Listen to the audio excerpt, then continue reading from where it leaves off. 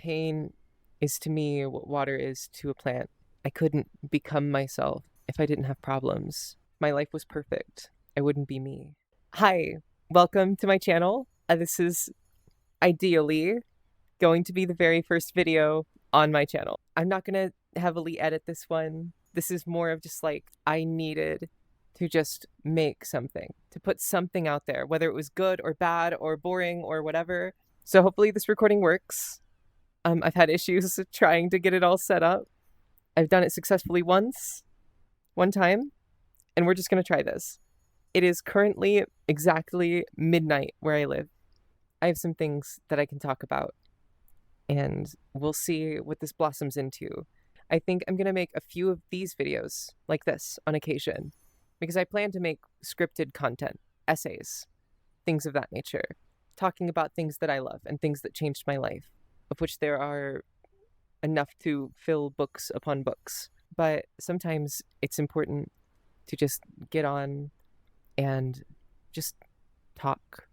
So let me introduce myself. I am Renna. I am 23 years old. She, her, all of that. If it isn't obvious by my voice, I'm transgender. We'll talk about that more eventually. But I think today we're going to talk more about something else. Typically for me, people get seasonal depression in the winter. I get it in the summer, except for this year. Something clicked for me this summer, and I have had so much fun. I wish my avatar could smile, because I have so much to smile about. And at the same time, before I jumped on this recording, I was bawling my eyes out in the shower. I know, VR chat user, showering, unheard of. It's weird to experience this, to experience so much joy and fun and life-altering experiences, and in the same note, feel so lonely. And it's nobody's fault. I think it's one thing that it's like, I have been social. I have been out there. I've made so many new friends, met so many people, but I'm still here alone in my room, you know? And I have people that love me in my life. I'm so fortunate. I'm not like well off, but I'm not, fighting to survive anymore. Like I spent so much of my early adulthood doing, and I'm so grateful. I'm so grateful for every blessing and person that's come along and helped me. I have this thing.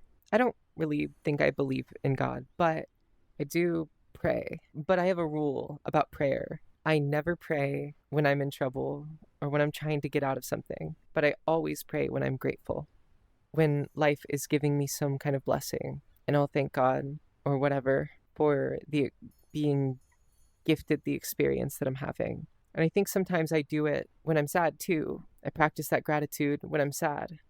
I'm grateful to be experiencing these feelings because they not only make the better parts of life feel so much better, but also they grow me. Pain is to me what water is to a plant. I couldn't become myself if I didn't have problems. My life was perfect. I wouldn't be me. I don't want a perfect life. I want a life with struggles too. I want to have problems, so I'm grateful for them, which might be a little weird to say out loud. It sounds weird. Don't get me wrong. I'm like saying it out loud and it sounds weird, but I am grateful to suffer in the way that I do. I'm not suffering in the way that I used to. I would be struggling to eat. I would be struggling to have enough money to stay alive or not be homeless. I was homeless for a time. I struggled so much fighting everything and didn't even get to be a person for most of my life because I was either struggling myself or solving other people's problems or being responsible for the problems of others. Just putting everybody else before me. Whenever I did get time to myself, the inside of my own head made being alone a living hell. And now I am 23 years old and being alone isn't hell anymore. And I love myself. And do you know how much it means to me to say that? But it's weird. It's a weird feeling. Usually I make art when I'm sad. The inspiration for me to create comes from suffering, comes from pain. But my life is good right now. And I want to make art when I'm happy. I can make art when I'm happy, but it's harder. It's harder because I don't feel like I have to jettison my feelings out. In fact, when I'm joyful, when I'm happy, I want to hold everything in. I want to experience it to its fullest capability. The idea of putting it into anything makes me feel like I'm lessening it. But when I put my feelings in when I'm sad or I'm suffering, it feels like I'm lessening it. And I think that joy works differently. I think that joy is meant to be spread. There's that saying, which is a joy shared between others is twice a joy. A sorrow shared between others is half a sorrow. I feel like when I share the art that I make when I'm sorrowful, I lessen the impact, I lessen the blow. But when I'm joyful and I make things, I spread the joy. And I don't feel less joy, I feel more because I could potentially make somebody else feel the same feeling. So let's talk about joy. For the longest time, I didn't feel like a person. I didn't have an identity that made me feel real. So I just felt half real all the time. I laughed, I cried, I had emotions, but not really. When people smoke weed, they'll talk about how it feels like they're watching their life through a TV. I felt like that, sober, all of the time for 22 years. It was like I was looking at my life through a looking glass, frosted glass just over my eyes all of the time, experiencing half a life and not really living. And then this year, that changed for me. Something clicked, and I've been a person for what feels like the first time. I had to fight so fucking hard for that, to feel the way that I feel right now. And I'm so grateful for that. That every bit of happiness and sadness and joy and depression, even all of the feelings that I currently deal with now feel earned in a way that nothing has ever felt before. I don't feel like things are happening to me. I feel like I'm living my life. Every experience is my own, and I cannot describe to you the inherent joy and playfulness and energy that comes from that feeling. That feeling that I'm a person and I've earned the right to feel and call myself one, to use my name, to be referred to as my name, to be me.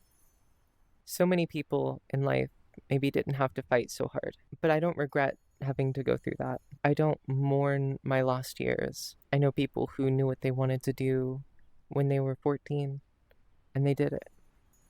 I didn't know anything. But this year, something clicked. And what clicked was I'm a person. And the decisions that I make, the things I do, the experiences I have, the feelings I have, the emotions, they're all mine. And there's a continuity there that hasn't been there. Everything I do, everything I feel, the people I talk to, that's me. And what do you do when you feel genuine joy and love for yourself and for life for the first time you share it with others? So why am I starting a YouTube channel? I was 12 years old, desperately wanting to be seen. I didn't just want to be famous. 12 years old when I wanted to start a YouTube channel, and I couldn't. My parents were very, very restrictive, and they wouldn't let me put myself online hardly at all. It wasn't until I was 15 that I was even allowed to have a YouTube channel, and I had to make sure that I didn't show my face or release any information about myself whatsoever. So I just played Flash games on like random websites and recorded it, edited it in Windows Movie Maker on my laptop that was made in 2005, and made YouTube videos. And they got like maybe 15 views max. And every single one of them. And I deleted it. And I regret that. I regret that I've deleted everything that I made. I have no evidence of myself going back that far online. And then I was 18 and I had given up on that dream. I was going to college, I had a girlfriend, moved to a new town, lived on my own for the first time, and my life fucking fell apart. So quickly, so like immediately, like it was. And I did try to start YouTube channels. I think I maybe had like 6 different YouTube channels, and none of them got anything. And I tried so hard to, but I didn't actually put the work in the way that I should have. Because I was a child. I felt lost. I didn't know what I wanted to make. I didn't know who I was. I felt insecure and afraid to be seen, but also at the same time desperately wanted to be seen and understood. Now I'm here at 23, and I still have that feeling to know that there's people out there like me.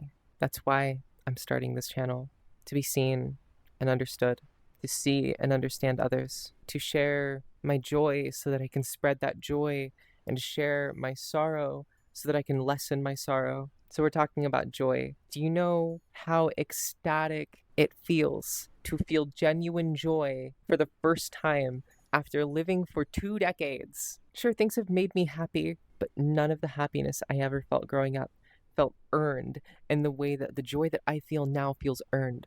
It's a different experience, spiritually, emotionally, physically, to be having the time of your life and not be waiting for the next bad thing, to not be thinking about how it's temporary and nothing I feel will matter because tomorrow I will be suffering. I'm not fighting to be a person anymore. I'm fighting for myself, which is a different feeling. Getting to know myself has been one of the most rewarding experiences of my life because I love myself in a way that I've never been able to experience before. And every day it gets so much easier. I've been on hormones for give or take 4 months, and every day I wake up and I see something new in the mirror. I look up and I look at my arms and I see that they're less veiny than they were a week ago. I look at my chest and see there's something there that I always dreamed of having even when I didn't know what I was dreaming of. I look at my hair and it's an inch longer every month. I look at my eyes and I see how much lighter they are. Not just the light behind my eyes just glowing because I see myself, but also like genuinely the iris